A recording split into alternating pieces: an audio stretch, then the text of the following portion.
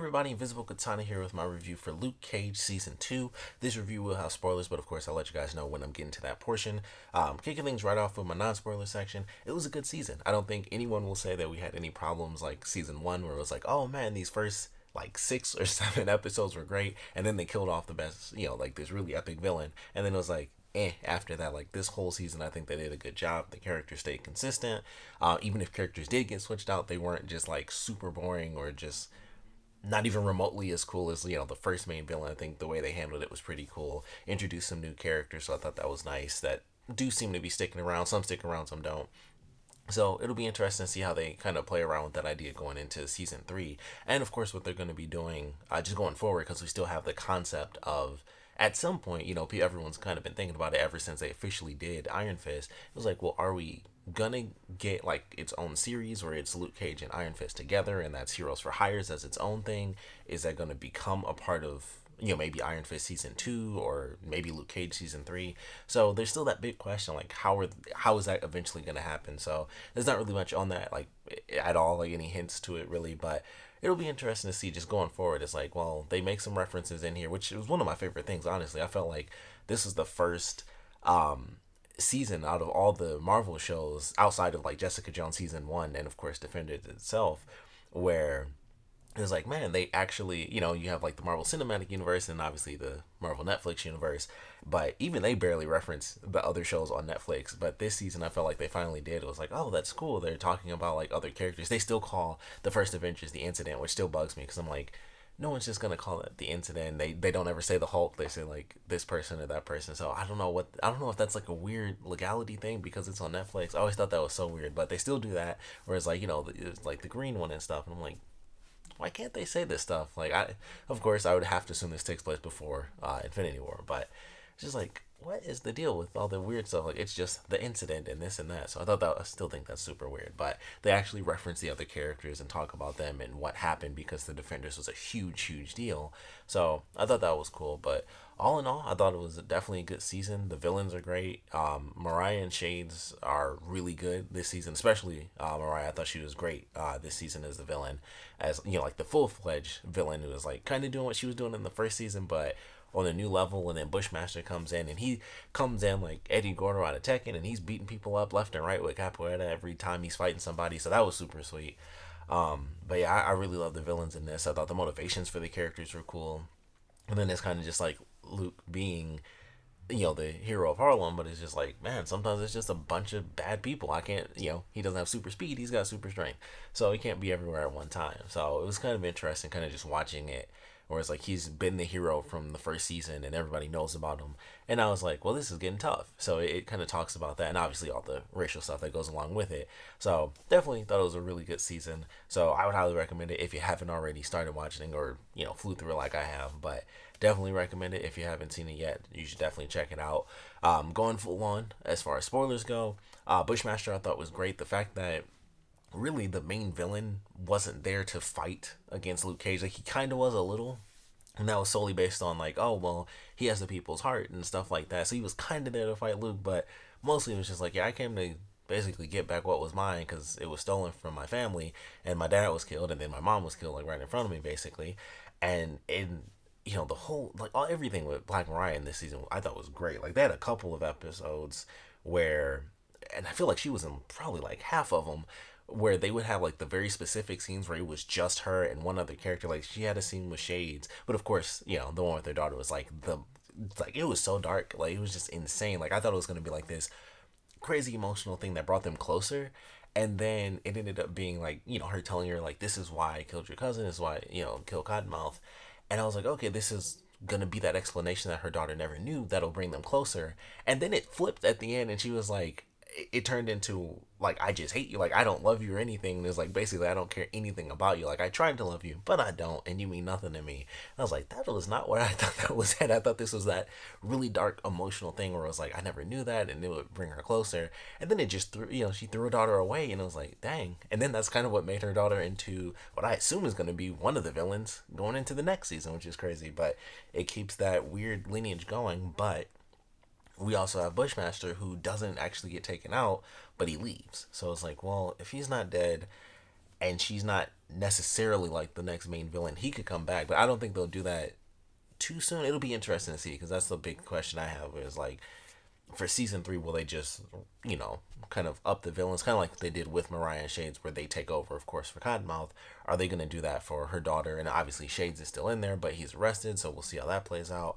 And then, Bushmaster possibly coming back, but they say it's like he kind of has what he wants, but in a way he didn't. He didn't really have it. So it'll be interesting to see how all this stuff plays out. But I like what they did with the villains. They had some great stuff. Like I said, Mariah was just like, it was nuts the way they kind of handled her character for this season. So I certainly enjoyed that. Shades was good too. That was definitely interesting with him. And we find out that Comanche was basically like his prison boyfriend. Like he was in love with him, but then he kind of pushes him aside. Where it's like, oh, prison was prison, and now I'm with Mariah. So that was interesting. And then of course he has to kill him because he busts him as the snitch, and it's just a bunch of madness this season. But I really enjoyed the way it was handled. I love the references I mentioned before, my spoiler free little minute. Them making the connections to the other shows I thought was great. Of course, Claire comes in. She leaves, I think, like halfway through. That was the interesting thing, is that she left like kind of halfway through, and they reference her at the end, but we don't actually see her. Maybe because I would assume they just couldn't get Rosario Dawson there. But she's kind of turned away at the end, which is very interesting, and I can't wait to see what they do with season 3, where Luke is like, going down this path where it's like, no, I'm still a good guy and this and that. But everyone around him is kind of seeing how he's not doing it. Like the first person that says it is Shades, where it's like, see, that's how it starts. Like, you're not polite. That's how it starts. And I thought that was really interesting, and especially with the way it ended. But, Claire is in there. We actually see Colleen show up. Danny actually does show up. All those were really cool, especially the Colleen Danny stuff. Those are like great references because I wasn't expecting to actually see. I figured they might make like a passing cameo, but they each have like some significant moments. Like Colleen is there to help Misty, and they have like the really cool scene in the bar, which is like, I think like the second really really cool action sequence, because I think the Bushmaster stuff showed up before that, or it might have been after. I really can't remember, but their fight scene I thought was actually really cool, and they're fighting in the bar, and Colleen is just like, like, hey, you better survive because I'm not really gonna help. And then she helps when the one guy tries to get the bottle, and they just beat a bunch of people up and take off. And I was like, well, that was super sweet. And I was hoping that she would show up again because of course they had the arm thing, so I thought that's when Danny would get introduced. And once that didn't happen, I just assumed like, oh, he's not actually going to be in the show this season. And then he comes in and he's in the whole episode, and they just do Heroes for Hire, which is super sweet. And everybody saying it on Twitter was like, man, every time we see Danny now, he's just better and better as a character. I mentioned it in Defenders. I was like, I'm starting to like Danny as a character. Like the choreography was better. Like when they have the big conference room fight scene in Defenders, I was like, he actually did like a kick that looked really cool, and it was like, this is so much better than the show.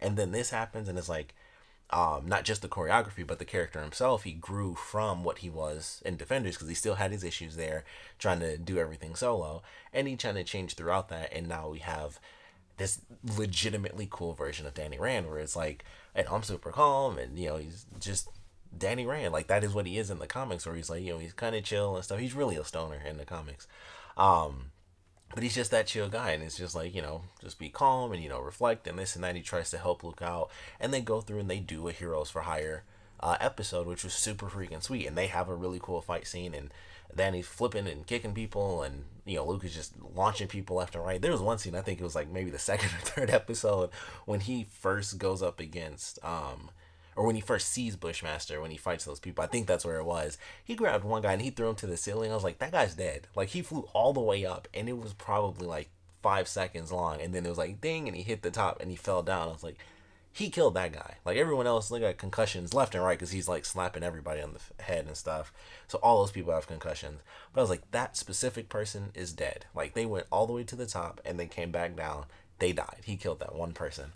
But him and Danny together I thought was cool. And then of course they have the thing where he uses the Iron Fist on him, and he's like, I'm ready this time, because we find out that the Judas bullets can't actually kill him, because when he got wounded the first time and he went through the experiment again, it actually made him even tougher than he was before. So I thought that was cool, and that kind of introduces the idea that maybe he's completely invincible now compared to obviously the Judas bullet thing.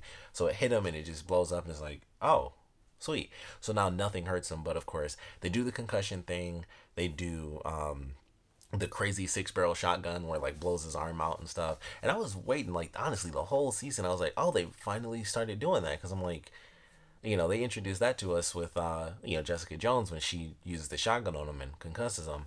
And I was like, I feel like that should be the easiest thing. Everyone is, the whole season they keep talking about like everybody wants to see if it's true. It's like they should probably see if it's true with like, rocket launchers and basically just really powerful weapons. Like just hit them with the shotgun or the crazy 6-barrel shotgun, which I thought it was insane that was literally used once. Um, it was shown twice because Comanche had it, but they didn't actually use it there. But the dude Cockroach used it, and he knocked Luke out the building, and then messed his arm up and everything. And I was like, see, this is kind of cool because they show what his weaknesses are. Like if he gets beat up, that's all there is to it. Like someone with super strength, like Bushmaster coming in with the magical, strength, that's all there is to it. Like he's hitting him in the head super hard, and he's concussed for he was concussed I think for like a full episode and a half or something crazy like that. Like every time somebody put a light on him, he was concussed, and then eventually I get kind of like he took a nap and everything was fine. But he was concussed for a minute. He got his arm blown out. And I was like, all right, it's kind of cool to see him face legitimate like weaknesses that he has, which is he's bulletproof and blastproof and all this stuff, but also he can be taken down. And they kind of teased when he fought Bushmaster, I think it was outside when they like ambushed him when they were trying to get Mariah at the Rand facility. He was trying to stab him like in the eye, and so they were kind of testing that because I don't think they've ever shown that, and I don't think it counts because it's not like his skin is bulletproof, but anything inside of him is not, which is why I think it was in Jessica Jones they were like you have to go through his eye because his eye isn't like the same invincibility stuff. So I thought that was cool. He was like trying to stab him. It was like, oh crap, this is an actual weakness. I could go blind. So that was cool that they showed off a lot of the weaknesses that he could have if people kind of come up against him with just really, concussive based weaponry. So crazy 6-barrel shotguns, super strength through magic and stuff like that. So definitely thought that was cool, and to see him, face these weaknesses and have to deal with the struggles of being the hero and stuff like that, and it not working out too well. Everybody was all over him about getting beat up and stuff. So definitely funny there. But all in all, really good season. I was surprised with the way it was handled, where not only does Mariah go to jail, but she actually does die, and her daughter's the one that kills her with like the poison lipstick.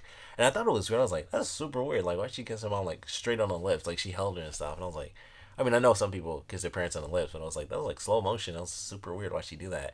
And I was like, oh, it was like I have to make sure I get all this poison right under your mouth, so when you naturally talk or maybe you lick your lips like I just did, you're dead. And that was all it took. So that was pretty crazy. And she was definitely pissed when Luke ended up getting Harlem's Paradise. So it should be interesting to see where we go for season 3.